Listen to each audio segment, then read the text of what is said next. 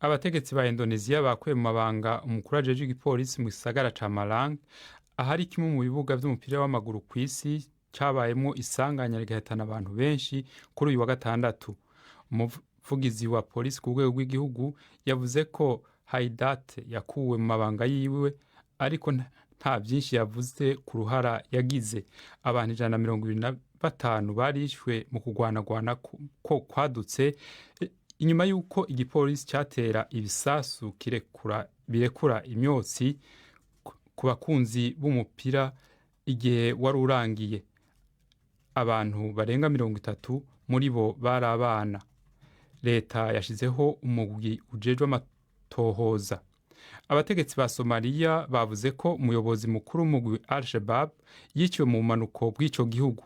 Ubushikiranganji bujejwe kumenyesha amakuru buvuga ko Abdullahi Nadir yapfuye inyuma y'igitero c'abasirikare ba Somalia hamwe n'izindi nteko mpuzamakungu zifasha ico gihugu.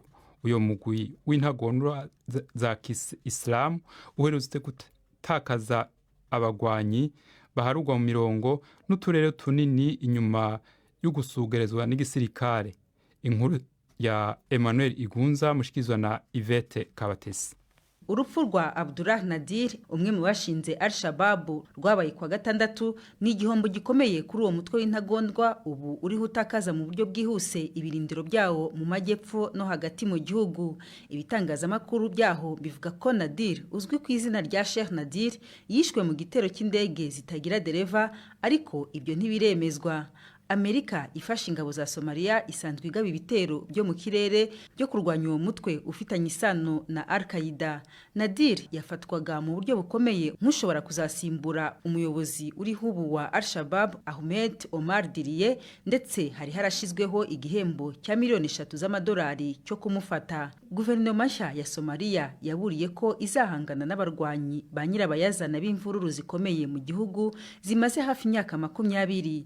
Kuva uku kwezi kwa 9 kwatangira, igisirikare gifatanije n'ingabo zo mu mwoko yaho gikomeje kurwanya Al-Shabaab ngo ive mu bice by'amajyepfo no hagati y'igihugu cya Somalia.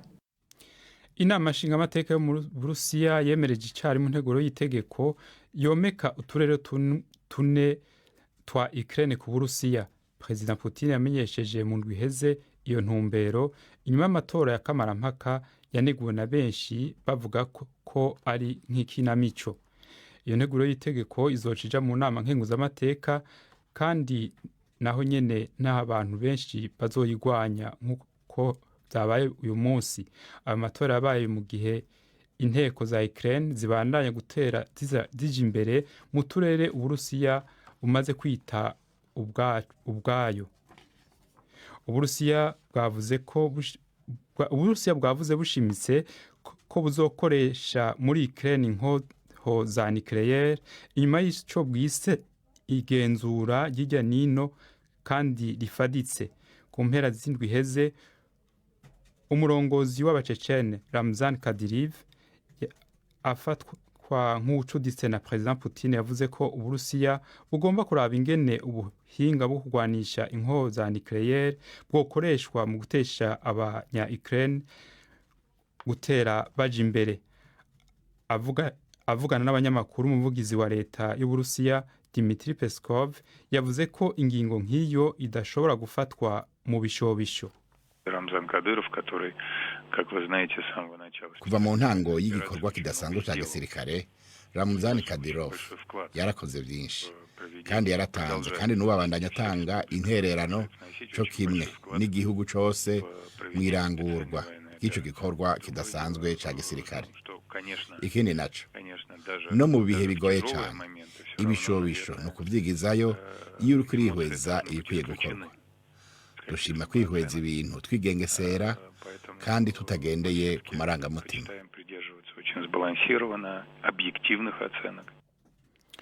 Ishirahamwe mpuzamakungu ONU rivuga ko abantu baguye mu gitero c'umwiyahuzi Ishirahamwe mpuzamakungu ONU rivuga ko abantu baguye mu gitero c'umwiyahuzi mu kigo c'ishuri muri Afghanistan bongerekanye bakagera kuri 53. Benshi muri bo n'abana n'abagore bakiri bato. Abandi 125 barakomeretse cyane nyuma y'ico gitero cabereye ku mugwa mukuru Kabul. Abanyeshuri batewe bicaye bakora ibibazo vya kaminuza. Iyo shure iri mu kibano c'abantu biganjemwo abo mu bwoko bw'inkeho bita abashia Hazara. Bamwe bamye batumberezwa ko ibitero n'intagondwa za Kiislamu z'abasuni. Tubandanirize amakuru muri Ethiopia, aho muganga waho wo ku bitaro Kizigenza mukuru mu ntara ya Tigreya avuga ko abagwayi bariko barapfa bitari ngombwa kubera ubukene bw'imiti n'ubuvuzi. Tigreya yaraciriwe imihora yo gutumatumanako ya telefone na internet, n'ibikorwa vy'amabanki navyo nyene birahagarara mu gihe kinini c'imyaka 2 y'ingwano. Muganga Fasika Amdelaslasye yavuze ko abakozi bo kwa muganga bamaze amezi 17 badahabwa imishahara yabo, kandi ibigo by'abafasha abari mu kaga byahagaritse gutanga imiti. Yavuze ko abantu bagwaye ingwara y'igisukari bariko barapfa kubera ukubura imiti igenzura isukari rikenewe mu maraso bita insuline, kandi abagwaye amafyigo nabo bataronka uburyo bafasha kugira ngo nabo nyene bashobore kubandanya bameze neza, ivyo bita dialyse. Ishira mpuzamakungu riharanira hagati y'akazi na muntu Human Rights Watch riherutse kuvuga ko leta ya Addis Abeba ishobora kuba iri kwirakora ibyaha vyo mu ngwano mu kutemerera abanyagihugu basanzwe kuronka imiti n'ibifungurwa. Jacques.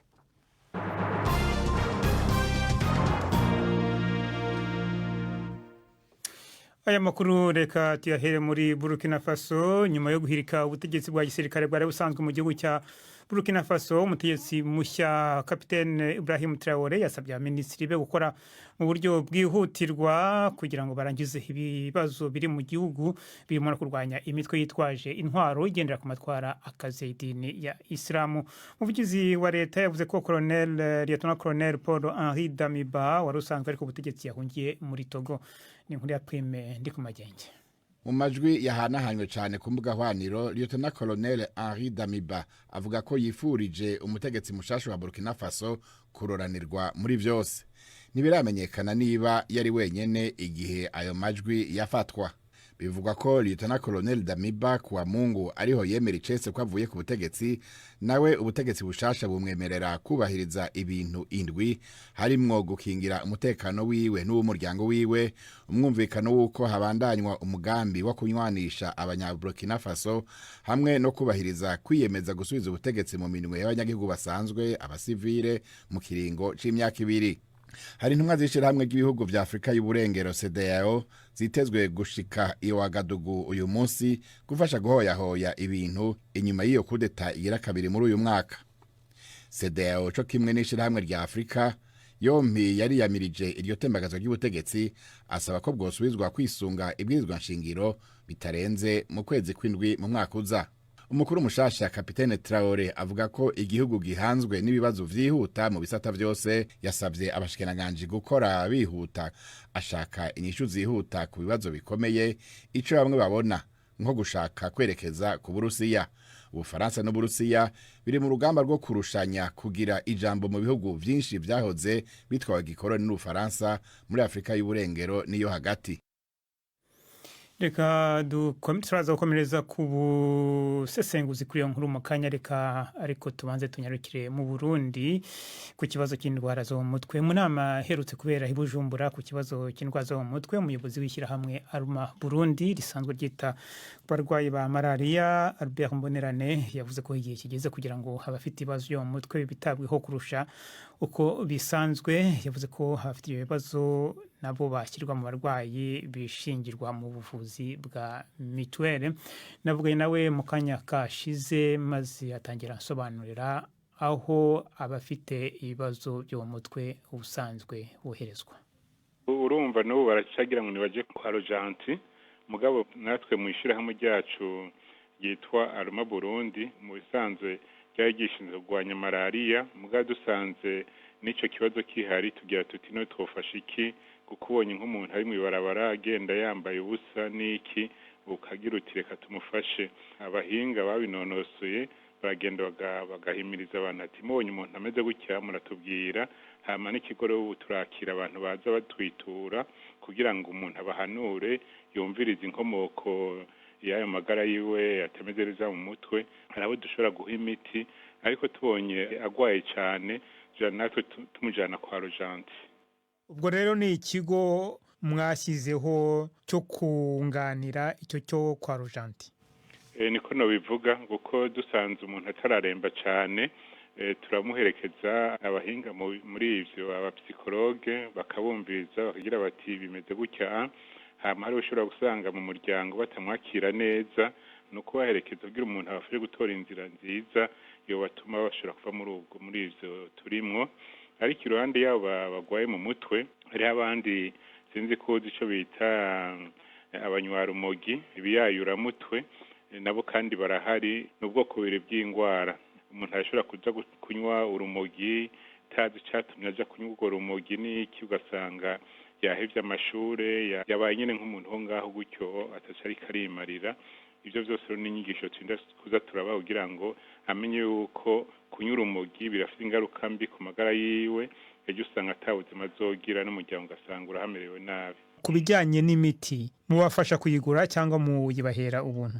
Gushika uno munsi mugabo n'ikibazo kitoroshe, uduti turonka turafise abagira neza tugenda tukabwira tuti turafite ikibazo c'abagwaye mu mutwe none mwana dufasha. Hari abaduterera udufaranga hanyuma hariho n'uwagiye turamubwira imiti dukeneye hanyuma aragenda muri farumasi aragura hama araduhereza. Gushika uno munsi rero imiti dutanga twebwe tuyitanga ku buntu kuko abantu batwitura usanga tugize ngo nibayigure atavyo boshobora. Leta hari icyo ibafasha mu kugura iyo miti cyangwa se abafite mituweli hari icyo ibafasha? Uno munsi umuntu yoshima kuko leta iriko irategera yuko indwara zo mu mutwe ari indwara zo guhagurukira. Ndabiye kuri uwo mugambi turiko turakorana n'abaswise, hariho ishirahamwe ryitwa tarse iryo rikorera Ingozi no mu Rumonge, hanyuma mipareke igakorera Igitega, hanyuma natwe Aruma Burundi tugakorera Bujumbura, hanyuma hakaba n'irindi shirahamwe ryitwa Kapami Foundation rikorera mu makambi y'igisirikare n'abapolisi kuko izo ngwara usanga ziri hose.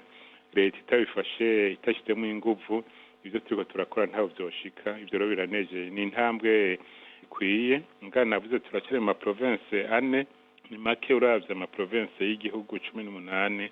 Tumuga hamwe mu bitaro byose byo mu gihugu cyose hoba hariho abantu bafise ubuhinga bwo kumenya bo kwakira abo bantu, ejo Imana izodufasha abantu bamererwe neza bakire mu miryango batunganirwa. Natwe mu mugambi rero wa mwishirahamwe ryacu twagomba yuko haba ico bita Programme National de Santé Mentale kuko no turafise umugambi w'igihugu kurwanya malaria, kurwanya sida, kurwanya izindi ndwara gutyo. Mugabo gace usanga hamwe uwo mugambi wojaho ejo vyohinduka ko abantu bose bariko barakora muri ico gisata bagira bati turafise umugambi twitura gutyo nejo ugasanga ibintu birashobora kugenda neza. Albert Mbonerane, mukanya twababwiraga kwihirika ry'ubutegetsi mu gihugu cya Burkina Faso, igihugu kimaze gutegekwa n'igisirikare inshuro 8 kuva cyabona ubwigenge mu mwaka w'1960. Icyo kibazo cy'ihirika ry'ubutegetsi gikomeje kuvugwa mu bihugu kuvugwa cyane mu bihugu byahoze bikolonijwe n'Ubufaransa muri ako karere ka Afrika y'Uburengerazuba kurusha ibihugu byahoze bikolonijwe n'Ubwongereza. Mu gusesengura impamvu navuganye na Padre Desire Yamuremye, impuguke muri politiki, watangiye asobanurira impamvu. Nuko gushyiraho igisoda byo muri Afrika Ubufaransa bwabigizemo uruhara runini.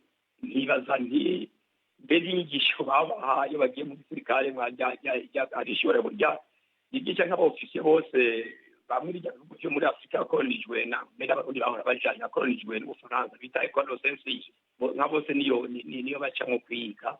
Usanga umengo bituma bazana abasoda abafaransa bakavuga bati abasoda nibo botworohereza kuko ntibaba bakundwa cyane, baguma bumva yuko bafise dependance, bategerezwa kubona yuko ari ubufaransa butegerezwa kubafasha iyo hagera n'uhindura bacamukura uko urabona wibuke urazi muri Congo Brazzaville mu bihugu byakoranye n'abafaransa wibuke ko habaye amatora Pascal Suba agatorwa yenze ngena kozikosa agahindura kompanyi yagura petrole ariyo Elfe arahindura zani yindi nayo atari abafaransa bacamukura kandi areze nkameza ngato sasumbe saraka arasubira aragaruka kuko nawe yaheza akaborohereza kugira ngo ijya petrole bayivoma atacana. Ni izihe ngaruka kuno guhirika ubutegetsi bikozwe n'abasirikare muri ya bihugu byo muri Afurika y'uburengerazuba